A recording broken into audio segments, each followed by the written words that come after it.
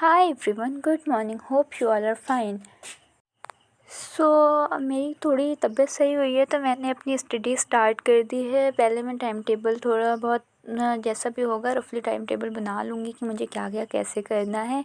और मैं ऐसी अभी फ़िलहाल तो मैं ऑफ़लाइन कोचिंग नहीं जॉइन कर पा रही हूँ। मेरी हेल्थ इशू बहुत ज़्यादा हो गई थी और अभी भी थोड़ी बहुत है, तो फिर मैं ऑनलाइन कर रही हूँ। और इसमें काफ़ी बैकलॉग्स मेरे लग चुके हैं, मुझे उसको भी कवर करना है, तो मैंने ऐसे ही रफली टाइम टेबल बना लिया है।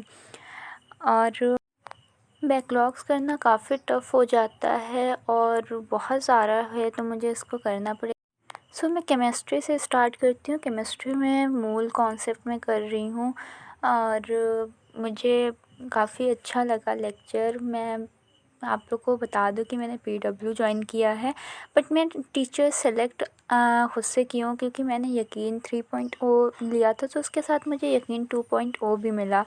तो जिसमें से मुझे जो टीचर्स पसंद आ रहे हैं मैं उनसे ही कर रही हूँ और काफ़ी अच्छा करा रहे हैं। केमिस्ट्री के लिए मैंने आयुष सर को लिया है, वो काफ़ी काफ़ी बेसिक से करा रहे हैं। और जहाँ तक कि सारे मतलब जितने भी क्वेश्चंस हो रहे हैं वो मुझसे बन रहे हैं। अभी तक मैंने जितने भी लेक्चर्स लिए, मुझे अभी काफ़ी लेक्चर्स कंप्लीट करने हैं और मैं हेल्थ इशू की वजह से ज़्यादा टाइम नहीं दे पा रही हूँ अपने स्टडीज़ को अभी। बट जैसे ही मैं रिकवर हो जाऊँगी अच्छी तरीके से, फिर मुझे ज़्यादा टाइम देना होगा क्योंकि टाइम कम है नीट के लिए और मुझे मार्च तक तो सिलेबस कंप्लीट ही करने हैं। देन मैंने जितना भी पढ़ा था 2-3 लेक्चर में, मैं उसको जो है रिवाइज़ की और रिवाइज़ करने के बाद मैं एक सेपरेट वीडियो बना दूँगी जिसमें मैं बताऊँगी कि मैंने कौन कौन से टीचर्स को सेलेक्ट किया है फॉर माय नीट प्रिपरेशन। काफ़ी सारे टीचर्स अच्छे हैं वैसे पीडब्ल्यू के, बट एक होता है ना कि आपको जिससे समझ आए उससे ही करना हो तो ज़्यादा बेटर होता है।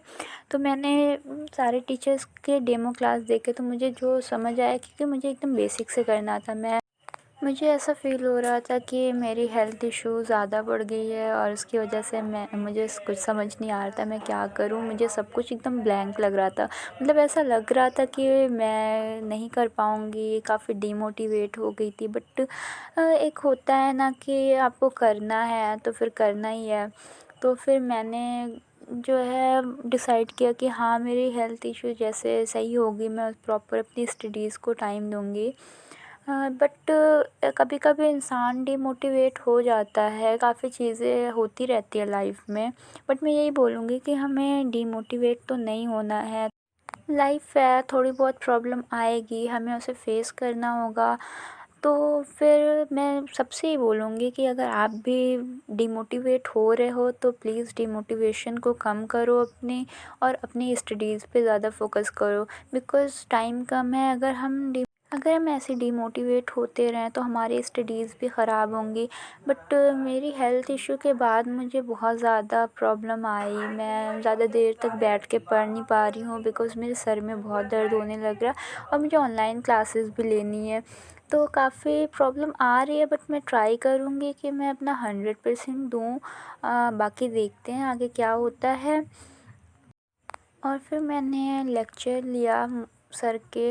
उसके बाद मैंने बहुत ज़्यादा वीडियो शूट नहीं की लेक्चर्स की क्योंकि काफ़ी लंबी हो जाती है। और फिर मैंने जो भी डीपीपी थे उसके क्वेश्चन सॉल्व किए, उसकी क्लिप नहीं ली। देन मैंने ना कुछ देर का ब्रेक लिया, मतलब ½ का ब्रेक लिया। उसके बाद जो है मैं बायोलॉजी करने के लिए की। तो मैं बायोलॉजी तरुण सर से अभी तो कर रही हूँ, बट मैं बहुत ज़्यादा कंफ्यूज हूँ कि मैं तरुण सर से करूँ या फिर ऋषभ सर से करूँ। दोनों अच्छा पढ़ाते हैं बट मैं दोनों में बहुत ज़्यादा कंफ्यूज हूँ। पर मैं डिसाइड करूँगी, या फिर आप लोग मुझे सजेस्ट कर दो कि मैं बायोलॉजी किससे, मतलब बॉटनी किससे करूँ।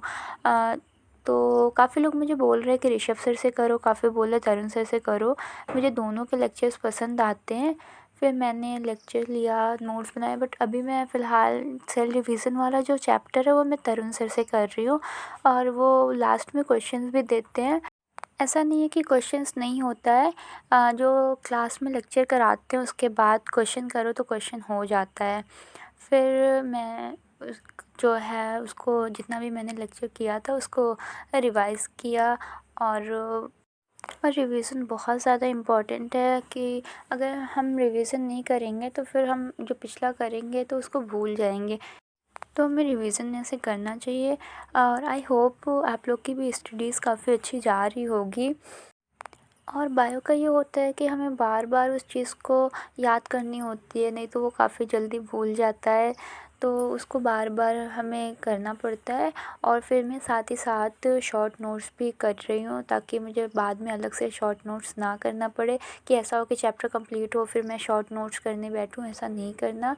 साथ में जैसे एक लेक्चर किया उसके बाद नोट्स बनाए, उसके बाद जो है जितने भी क्वेश्चंस कर रही हूँ उसको करो। उसके बाद उसी चैप्टर का रिवीजन करके उसके बाद जो भी शॉर्ट नोट्स आप जितना आपको इम्पोर्टेंट पॉइंट्स लगे या मतलब आप शॉर्ट नोट्स में जितना भी ऐड कर सको उसको ऐड कर लो। तो ऐसे शॉर्ट नोट्स उसी टाइम कंप्लीट हो जाता है और सारा कुछ हो भी जाता है। फ़िलहाल तो मैं सिर्फ़ केमिस्ट्री और बॉटनी कर रही हूँ, ज़ूलॉजी और फ़िज़िक्स के लिए मुझे करना है, मैं सोच रही हूँ करूँगी। अब मैं एक टाइम टेबल वैसे बनाऊँगी फिर से कि मुझे फ़िज़िक्स भी करना है साथ में, सारी सब्जेक्ट को सेम टाइमिंग देना है, इनफैक्ट फ़िज़िक्स को तो ज़्यादा टाइमिंग देना है।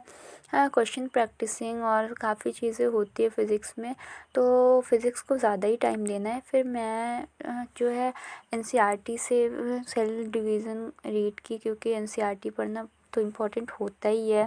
चाहे जितना लेक्चर कर लो और नहीं करेंगे तो फिर क्वेश्चंस नहीं बनेंगे, बट सर करा रहे हैं तो एनसीईआरटी से ही करा रहे हैं, बट एनसीईआरटी रीड करना इम्पोर्टेंट है। तो फिर मैं एनसीईआरटी करने के बाद थोड़ा ब्रेक ली, उसके बाद मैं क्वेश्चन प्रैक्टिसिंग करने लगी। मतलब सर ने जो टीपीपी दी थी उसको कंप्लीट किया और डीपीपी में सारे क्वेश्चन ऑलमोस्ट बन रहे थे। सो मैं व्लॉग को ही रैप अप करती हूँ।